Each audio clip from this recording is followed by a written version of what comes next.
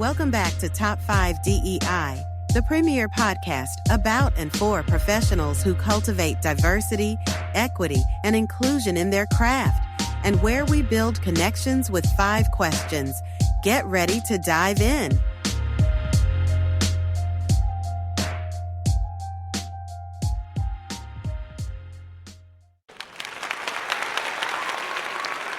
Hello, good people. Welcome to Top 5 DEI, the premier podcast for and about folks who cultivate diversity, equity, and inclusion in their craft. I'm your host, Dr. J, and I'm here with Dr. Miller, a.k.a. the Petty Professor. And I'm Tanai Lambert, Nurse Ty. And I want to thank you all for joining us for today's special guest, Dr. Nicole C Jones-Young. Dr. Nicole C Jones-Young is an associate professor of organizational behavior at Franklin and Marshall College in Lancaster, Pennsylvania. In Texas, sometimes we call it Lancaster. Yeah, Lancaster. That's right. Lancaster, right. But I'm from Chicago originally, so I'm going to say Lancaster, Pennsylvania. That's fair. Okay. Fair. I'm from New York originally, so I have no claim to. Her scholarship is concentrated in the areas of diversity, equity, and organizational inclusion, with a specific focus on the employment experiences of individuals who possess a criminal history. Dr. Young has published numerous academic journals and journal articles, including 2 books, Now Hiring a Manager's Guide to Employing Applicants with a Criminal History and Employing Our Returning Citizens, an Employer-Centric View. She has taught courses in organizational behavior, human resources, organizational inclusion, and sports management. And she earned her PhD from the University of Connecticut, her MBA from Fairleigh Dickinson University, and her bachelor's from Towson University. Please help me welcome Dr. Nicole C Jones-Young. Drum roll. I'm so excited to be here. Thank you all for having me. Thanks for coming. Welcome. Yes, but the pleasure is truly ours. We are such fans of your work and how you highlight the experiences of our vulnerable populations and those most marginalized, and teach us and show us, not just in scholarship, but also in practical application, how we can make the world a little better for people who deserve and need a shot. Oh, that's nice. I like it. And we got to put respect on the name and give flowers while you're here, right? Yes. What they say, yeah. So please tell us, how did you get into your field? If you could walk us through your journey of how you got to this point in life. Okay. So I went to Towson. I was a sports management major. I came out, I worked for the New Jersey Nets. So I'm already dating myself a little bit because they're obviously now in Brooklyn. But I wanted to move into human resources. And believe it or not, we didn't have an HR department. So I decided to go back for my MBA in HR and thought I needed some more hands-on experience. So I started volunteering with this organization that helped people who are currently unhoused. And they had a computer lab and they needed help with resume review and, mock interviewing, all those things, job searching. And so I would go there once a week and help different people that would come in. And I started noticing kind of every now and then I would get somebody that seemed like they had a gap in their experience. And usually that gap was some way, shape, or form attributed to criminal justice system. So moving on, I moved into HR. I still kept volunteering. I started volunteering with this organization called New York Cares. And most of the projects I did were, again, with people that had some way, shape, or form involvement with the criminal justice system. So they would have gaps in their resume. They would ask me how they could explain those gaps in their resume. We would try to translate what they did while they were locked up to how it could look on their resume. So doing all this maneuvering in their resume, it just made me just really aware and acute. So I definitely knew people who had been arrested. I knew people who had been incarcerated, but just sitting with people that I didn't know week after week after week, and they're coming in, I was just like, this is crazy. So I was starting to get more passionate about that than my job. And at some point, someone I was in the National Black MBA Association in New York. Somebody told me, hey, you ever heard of this PhD project? I think you'd really like this, Nicole. So I attended the PhD project conference in 2009. And full disclosure, I am, I don't know how many of you were there at the same time. I wasn't there. I was there. Wait, so we didn't see each other until later. But and full disclosure, I'm really frustrated right now. Maybe we'll talk about this later with all the heat that the PhD project is taking. There's an amazing organization. Like I would have never known what a PhD was had it not been for the PhD project. Right. Friends. I mean, that's the whole purpose of it, is to just get people like me, like you, that were working, that may not have had any previous research experience, to just know what academia is. I never thought about it before. And when I left from there, I was like, okay, I'm going to pivot. I'm going to apply for a PhD and I'm going to do this thing. And what I did was, while I was applying and like retaking and taking and retaking again, the GMAT, I decided to do a 1-year AmeriCorps project in prison reentry. So that year, I was in and out of different facilities. I was at probation and parole. So like I was really hands-on. I was working for a nonprofit that was doing mentoring, trying to get mentors, trying to recruit people, trying to explain what the program is for people that were coming out of prison. It was just really all in me. Like I just had so much energy and passion for this topic. So when I started my program in 2011, I had to start off with writing about it. And so that was my journey. So now here I am, a professor, and that is one of my main areas of interest. So here's the thing. So you just said how we were at the same conference, even though you don't remember me, which is fine. I don't think you remember me either. Maybe, I don't know. Maybe I Was it the one in Chicago? in Chicago. And neither of you remember me. So they're we're all even. So many people there. I mean, they did such an amazing job. Let's just say, and you were having such invigorating, energizing conversations that we just maybe crossed paths. How about that? maybe, but what's interesting though, even though we may not remember each other in 2009, the degrees of separation are so small in our field because there are so few of us There are. represented in this space. And even though I've known you, I've collaborated with you, I've commiserated with you, and I never knew this part about your passion and your pathway. So that's what I think is so cool about this space with Top 5DI, that we get to really know about the human being, their purpose, their journey, what got them to this point. So, yay. Even it's just it's people who we know, who we see every year at conferences, we interact with, and then they come on the show and we're like, oh my God, I had no idea, right? Yeah. We learned so much about them we didn't know. And thank you for talking about the PhD project again. Shout out to PhD project, right? Thanks, PhD project. Absolutely.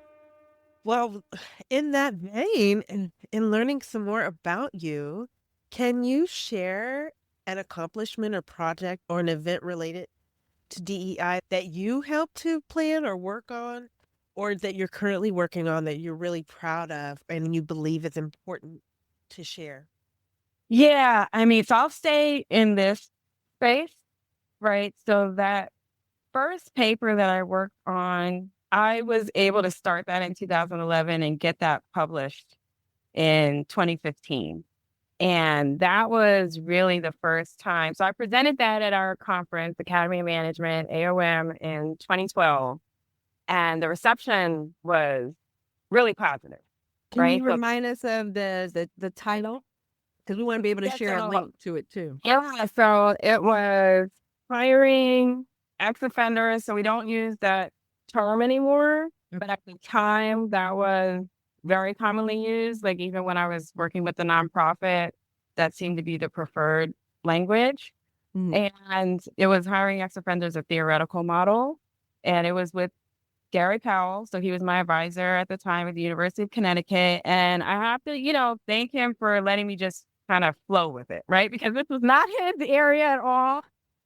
But he kind of just let me just go for it. And it was great, right? Like that was a really positive experience for me because it allowed me to just open the conversation, right? So DEI has so much in it, right? I mean, and I know that right now there's like this huge attack happening on DEI, and I am really confused about it because DEI involves everyone, right? And I just wish people would kind of just be very specific and call it out because what I'm saying is just a lot of attacks on anything people perceive to be race-based. And that's really where the main thing, race-based, gender. Like when they said they took, I didn't mean to cut you off, but I just remember being annoyed. And the Department of Defense took Jackie Robinson's name down. I'm like, so how is this a DEI thing? Is it just because he's Black? Or like, let's be real about it. Like, this wasn't a DEI effort. Like, you can't just because somebody is Black or gay or woman, like, oh, that's DEI, race, cancel. That's what they're doing. That's what they're doing. That is what they're doing. Right? They were just going through the word. I mean, even the keywords that they're using, it's like women or what does it even mean? You're going to take stuff off because half of us are women. I mean, like, it's crazy. So why would somebody not want to be included when they go to work? Why does somebody, that's what inclusion is, right? Like, why does somebody want to feel like they don't belong in their workplace? I'm just very confused by the whole thing. Furthermore, why are people okay with excluding someone else? Yeah. Because it makes them feel better. Like, I feel like people need to do some introspective sitting with themselves. Just sit with yourself and think about it. That may be too hard, Nurse Ty. Anyway, I don't want to reflect. I want to come better. Yeah. And we don't do a good job of exposing people to other people from different cultures and backgrounds and things like that. I mean, I know people who feel like, oh, there's no reason for me to travel outside of the country. I mean, you have people who have this, myopic view. But People anyway, don't I want to didn't mean to leave interrupt. their own little towns. Like, let's not talk about Exactly. Yeah. It's very true too. And I find that fascinating because I can't wait to travel, right? I love seeing other cultures. I love tasting other food. Like, in my opinion, American food is like the worst food. It's so bland and just like, I don't want any more chicken fingers. But you know when it's good? When it's good, Dr. Young? When there's a fusion, when there's diversity. Oh, I want to ask you though, going back to your study that you were really proud of, because I feel like there's a learning opportunity for myself and maybe others that are listening. So when you said we don't use the term ex-offender anymore, we've evolved from that. And that's something that we've noticed that some people have been frustrated about, that language evolves, culture evolves. Terms that were okay and endearing at one point in life aren't today. And so can you tell us what the proper terminology is and maybe educate us on why we're not using ex-offender or what we should be using? Yes. So what we really should be using is just person. Makes sense to me. At a conference. So one of the other things I'm most proud of is the last thing I worked on was a conference where I was actually invited. So it was like full circle for me because here in the beginning, you're pushing, and then in the end, I was actually invited and asked to work on something related to this topic, which is really cool. And so at this conference, it was a mix of people who were practitioners, researchers, like policy makers, like people from the census and things like that. And in the midst of that were also people who don't have a background, like criminal background like me, and people who do. So at my table, there was somebody with a criminal background, and someone had asked him, hey, how should we refer? And he was like, you can just call me, and he gave his name. He's like, you can just call me John, And it was like, yeah, mind-blowing. So people, persons, and because again, this is something that you did, it's not who you are. right? And so now what we'll see is people that may have had some kind of justice involvement. So you'll see that criminal record, criminal history, but just added on to person or people or individual, right? Men, women, like whatever it is. So I know it's lengthy, I know it's cumbersome, but I encourage people. You're right. Terms change all the time. Like check the census. I mean, Black people used to be, we went through so many changes. We were colored people. We were really colored. Negro people, we were mulatto people, we were all these things. And now here we are, Black people or whatever people want to be called. I don't know. No. Oh, go ahead. I don't want to talk over. Go ahead. No, I'm sorry. Well, no, go ahead. I just wanted to jump in before the next question. This is a conversation that I have with my future coworkers all the time. We have a responsibility to improve our industry and improve the language, right? So Can you explain what you do? Because she may not be familiar about your future coworkers. I'm a nurse. I'm a nurse, and one of the ways that I use my nursing license is work with future coworkers and colleagues in undergraduate nursing programs, and as new grads at the bedside. I just recently left a bedside position, so I still, yeah. And so this is a conversation I have with them. One of the terminologies that we use to talk about babies. Don't say that anymore, right? We don't want to insult our patients. We don't want them to feel uncomfortable talking with their healthcare providers because they're using terminology that deems them less than human. What's an example? Well, a specific example is those little spots on the backs of babies, usually babies with more melanin. So the old, outdated racist terminology is Mongolian spots, right? What's Mongolian? And so the terminology now is you can just call them blue spots, black spots. You chart physically what you see. You can call them flake gray neva, but whatever it is, you don't use that outdated terminology.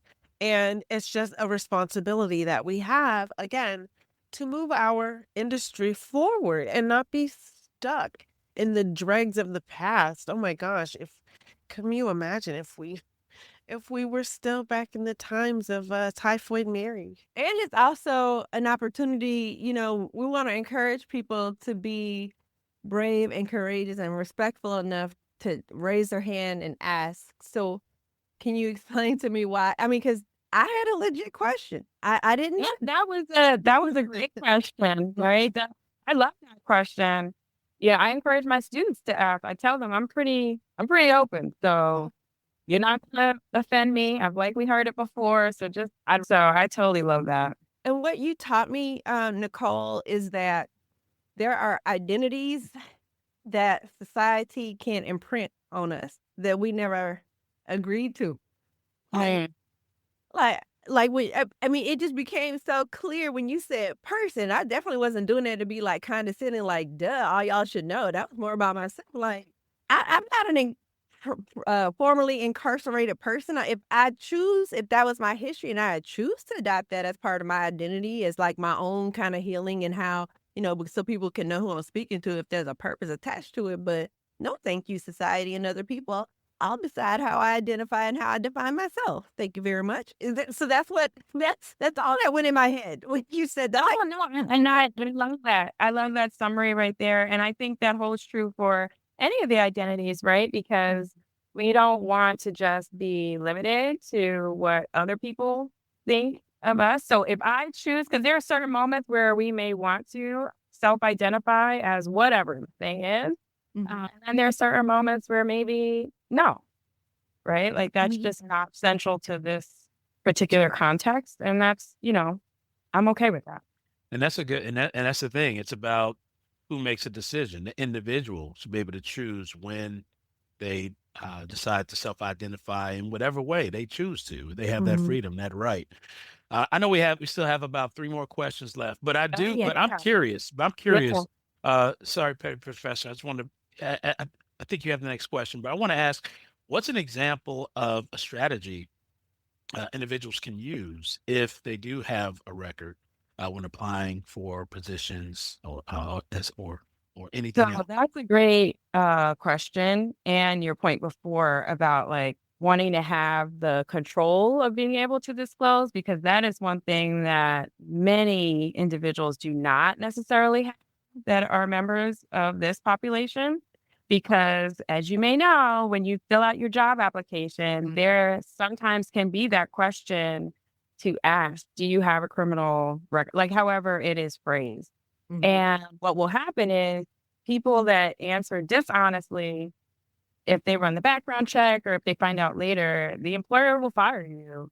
And so there's a risk there. Some people will be willing to take that because maybe they just really need the money and they know that they're going to get fired in a couple weeks, but they need that check right now. Some states, jurisdictions have removed that question about like even asking if somebody has a criminal background. And that has seen some mixed results too, right? So you would think, okay, that may open the floodgates, but you know what's been happening in some cases is people then are making judgments about if this person may be likely to have a criminal background because of another identity, right? So if I know that many Black men tend to have a criminal background and I've got some Black men on the resume. for this job and I don't ask that question anymore, I may assume that maybe I'll use your name, Jamal, may fall into that category, right? And so we're seeing that in some research too. So that's been disappointing. But there's also like some offsets to that. So I know I had worked on a paper with another former MDSA PhD project person, Dr. Katrina Johnson, and we interviewed people that had gone on to college and gotten their master's. Even a couple were working on PhDs, and they felt really confident and had no problem just saying, yeah, this is what I did. This is not who I am. And if that's a problem for you, not for me. And I'm willing to just move on to an opportunity where you're going to take me as a whole person. So it just runs the gamut, right? Just like other identities that might be more invisible, you know, where people, some spaces, they're kind of trying to conceal it. And then other places where people are very upfront and saying like, this is what I did, take it or leave it kind of thing. So it's very interesting. That is interesting. Thanks for sharing that. Yeah.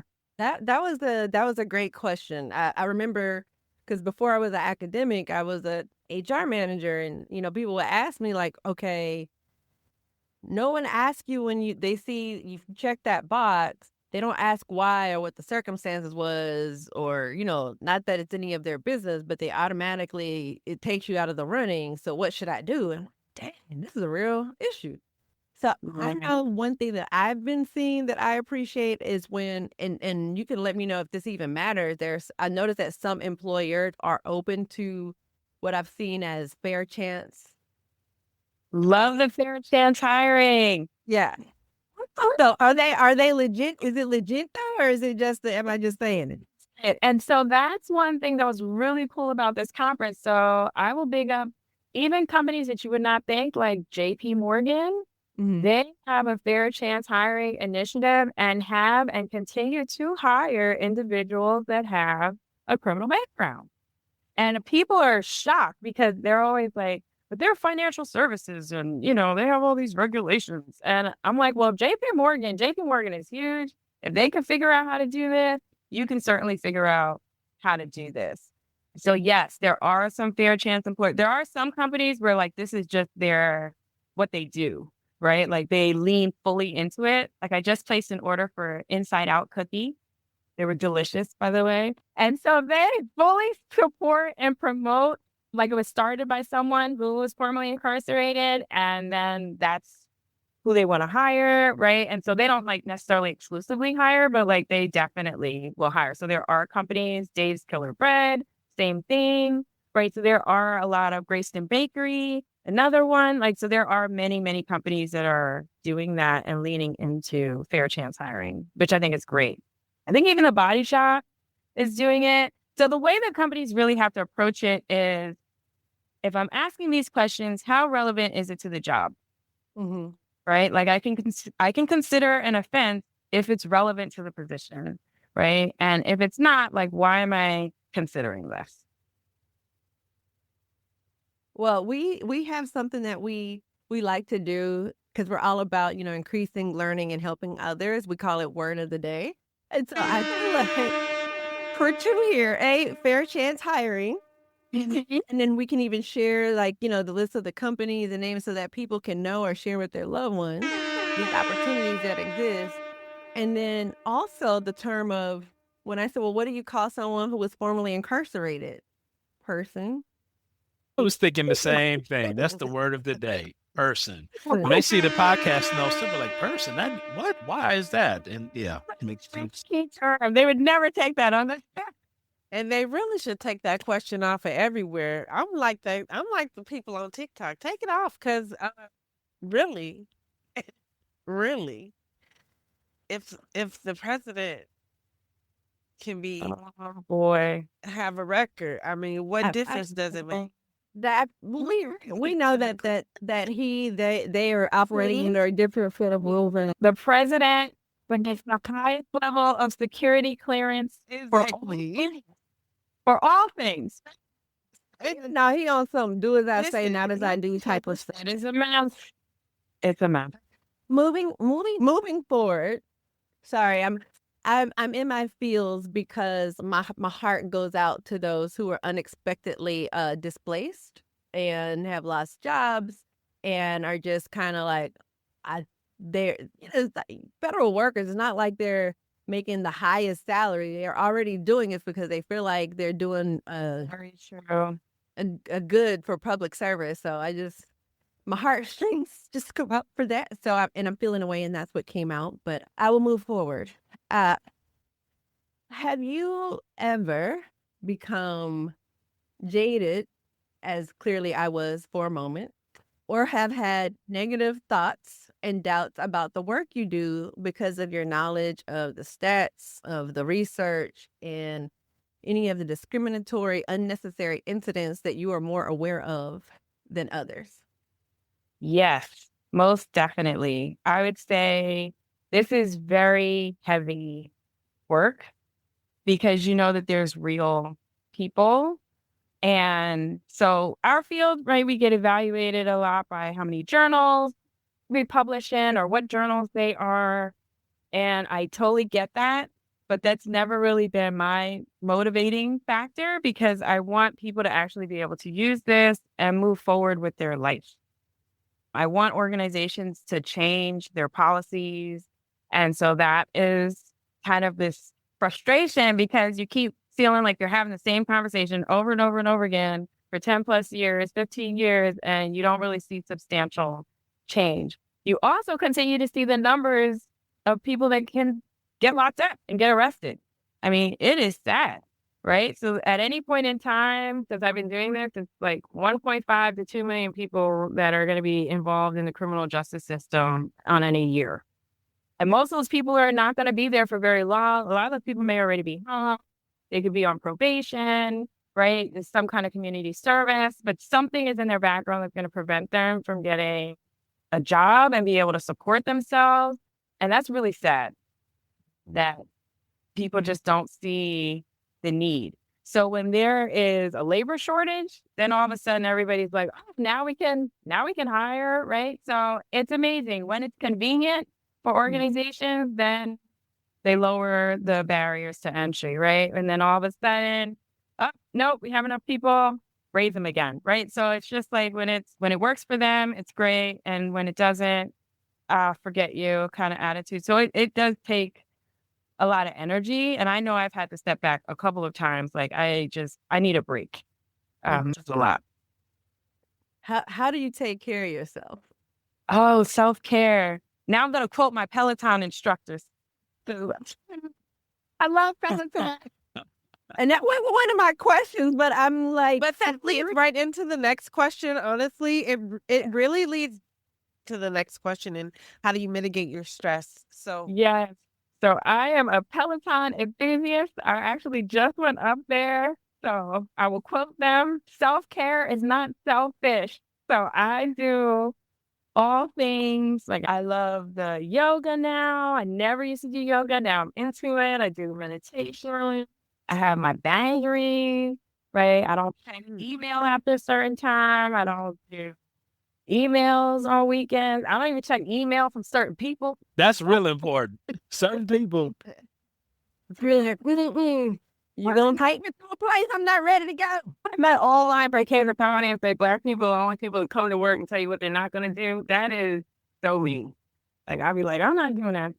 I'm not going to that meeting. I'm not doing that. So I have definitely set up some clear boundaries for myself to, maintain my space. Well, That is important. I know. I have just one question. Well, industrial prison industry, like all of the companies that are like benefiting, do they hire That's a great people when they get question. out? That is a really great question. And you have a mixed bag here, right? And I because, I think it could be a great would way. think it would be immediate, right? Yeah, that's how I think about it. I'm like, hey, if you're gonna, because people do want, think about it. If you're incarcerated there all day, and I've heard this from many people, they're like, they just want to engage in something to help break up the day. Because what are we doing, right? And so if any kind of training offered, any kind of educational opportunity offered, usually most people want to take advantage of it, right? And so when an organization comes in and says, hey, we're providing a certification in this, or we're providing training in this, people are like, yeah, okay, let's go, because this will help me break up the day. Maybe I can use this later for something. And they're pretty energetic and committed and will do the thing. So then when they come home, yeah, it would be great if that same organization would turn around and was like, hey, you did literally the same job over here. Let's just hire you, right? But you don't always see that. And that is very frustrating. There's a lot of companies making a lot of money off the whole system of incarceration. Is that like modern day slavery? Oh, yeah. So there's a that's awful book. It's like Slavery by Another Name. Mm-hmm. That book, I remember reading that years ago. That really set it off for me. Because yes, that's really what happened after slavery. Is a convict leasing. And so I still think of it in that way. it's literally what that is. Even in the Constitution, it's like, Yep. I can't recall right now, And- but it's one of the amendments. Basically it says that, slavery, except for If you're incarcerated, if you're prison, basically all your rights are gone, But there is somebody I was watching the interview. I can't recall his name. If I find it out, I'll put it in the notes. It'll be great to have him as a guest. He has an organization where he actually helps formerly incarcerated individuals get back into work, and it starts with some of those work programs that are in the prison systems. And so, I don't know too much about it, but there are some that are legit where they can, when they come out with those certifications, companies will hire them. But that needs to be formalized, and it needs to be like a requirement. Exactly, because Totally agree. Yeah. Having come out of oil and gas industry here recently, and even in manufacturing, and I've served on the human rights committees, and I've had to go through all this training about modern slavery. But when we were talking about it, we were talking about it in terms of children, in terms of when we're working, in other countries and vulnerable populations, and how we're careful about it. But when you were describing, I'm like, but I've never seen in any of my trainings and observations and discussions us talk about when companies choose to leverage the talents of people who are incarcerated, how if you're exploiting their talents beyond them, and then you're not hiring them on the other side of that, that could be a form of you indirectly perpetuating modern day slavery. Yeah. No, that in and of itself is definitely a shame. But it also reminds me of back when I used to help people with their resumes. People are generally not just sitting around. They're doing something while they're incarcerated. And many people are gaining a lot of skills. And those skills, those certificates, those programs that they participate in, many employers do not value them at all. Right. And that's sad too. I still remember having a conversation with someone. He's like, I got a stack of them. And he really did, like a folder full of all these certificates he got from all these different programs he participated in. And he was like, nobody cares about this. And it's really discouraging. Right. And so he came home feeling really hopeful. Like, look at what I did while I was incarcerated. I really took advantage of this time. And then you get out there and you start applying and you just get shot down. I mean, what do you expect is going to happen, right? To an individual like that. So that's my question. I'm like, what do you think the outcome of this is going to be? It's probably not going to be positive. Yeah. Right. So people did their time. They served. That's it. We're done. We're home. Now they need to continue on with life, right? Right. Life costs money. So you have to have a job. That's right. That's right. Which has been some of the concerns of our veterans too, as well. Similarly, like, Yeah.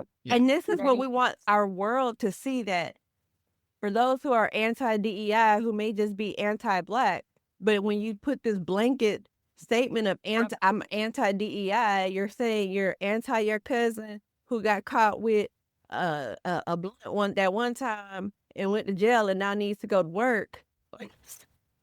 You know, No, that's true. You know, people make a lot of people who are differently abled, people. I can't imagine all the dumb stuff I did, all the silly things I did when I was younger. I would love to find like where our agencies or organizations, you know, we can invigorate the circular economy, or those of us who are entrepreneurs and small business owners that don't have, you know, don't have to go through a whole bunch of red tape and bureaucracy. It can help put some people to work in a meaningful, human-centered, valuing, reinforcing kind of way. Be amazing. Yeah. So now we get to the fun part, you know. So, you know, kind of add some levity to this conversation. First, also shout out to those formerly incarcerated who are doing something to improve their lives while they are in prison. Can I just tell y'all one thing? Everyone deserves second chances. Yep, go ahead. I just got to say, I had a shout out to my cousin. So we talked about how we got on our journeys of, you know, our education, PhDs. My cousin, you know, I used to always claim like, I'm a first-gen college student. And then I thought, I'm going to be the first person in my family with a PhD. And then my cousin beat me to the punch, formerly incarcerated, went and like showed up and showed out at University of Wisconsin, Madison, and became my hero. And he took his experience and made that part of his dissertation and his work. He studied rehabilitative psychology, and he's now working in the state of Louisiana to do something like, how do we make sure that we are helping people actually be rehabilitated and reform? And so because it was on topic, I was like, I just got a shout out. And it was because of his experience, like when life got hard for me in my first world challenges and journey. I was able to look at what he was able to do and overcome. That is amazing. That is amazing. That is definitely one of the sectors, I will say, that we could do the fun stuff, that does seem to consistently hire, right? So think about social services, counselors, right? People that are helping others that may have been on this path too. So we see a lot of hiring in that space. So I got to big up any sector, nonprofit, agency, you know, that's in that space. They consistently show out. And now I'm going to be quiet so we can get to the fun stuff. Dr. J, you got it. All right. All right. So, Nicole, you asked us to ask you, what are your top 5 movies and why? Okay. So I love movies. I love shows. I believe art imitates life and life art, vice versa. I also believe there's a lot of life lessons in movies. So I have a lot of movies I like. This was really hard, actually, to narrow it down. But I had to say to myself, what movies, if they came on, no matter my mood, like time of day, I will stop what I'm doing and watch. Okay. The first three may seem in a similar vein, but they each have lessons.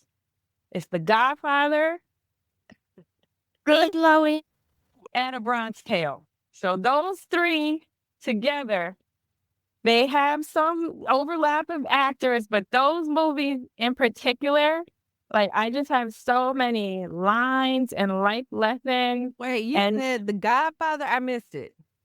The Godfather, Goodfellas, and A Bronx Tale. I'm sorry, I got excited. The mob kind of theme going on with you.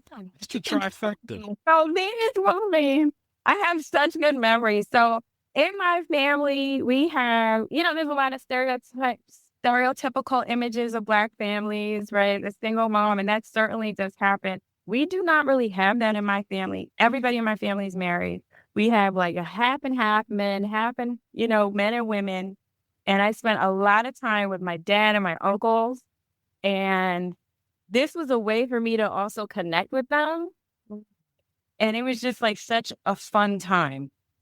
I remember. So like I can always reminisce with them. Like A Bronx Tale came on during Thanksgiving weekend. And I was like, yo, stop. Like full stop, or Christmas. I was like, stop what we're doing. We got to watch A Bronx Tale. The music, the soundtrack, just everything, the lines, the lessons. Like I recently used one of those lessons for class in my head, though, in my head. Yeah. I need you to give me a quote, a line that like, ooh.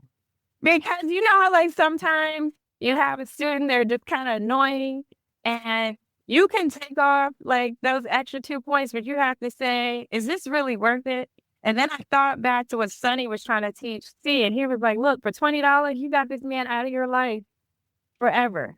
And I said, for 2 points, this student is out of my life for the rest of the semester. It's not worth it.